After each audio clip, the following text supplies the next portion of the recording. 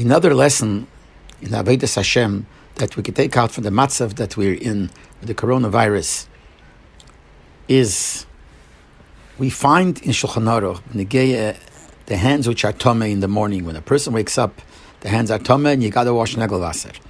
So it says in Shulchan Aruch, you got to be careful before negel vaser, and it mentions a few things not to touch. Not to touch with your hand, your eye, your ear, your nose, or your mouth, or any place where there's a wound.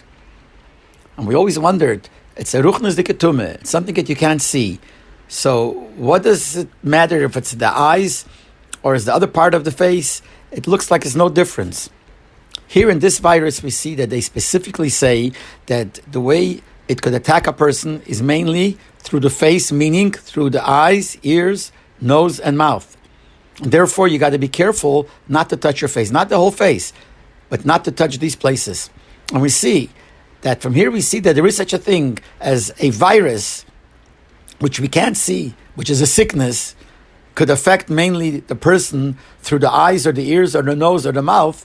So from here we could take an understanding, it doesn't explain, but it just gives us an insight that there is such a thing in Gashmis that makes it easier for us to relate to it in Ruchnius.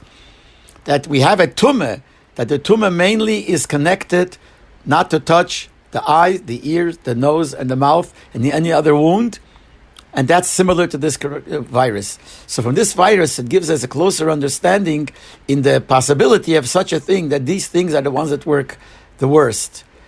And since we see Begashmin says like that, so that gives a hisoiris to us, that when it says the same thing, Beruchnias, just like Begashmin, we are afraid to do it. We're afraid to touch our nose, afraid to touch our eyes, etc., because we know this is the way it could spread, so that it'll give us a push to do the same thing when it comes to the Ruchnias, to get part the tumah of the yadayim, of the hands before negel vaser, to be careful not to touch these places, the eye, the ears, the nose, and the mouth.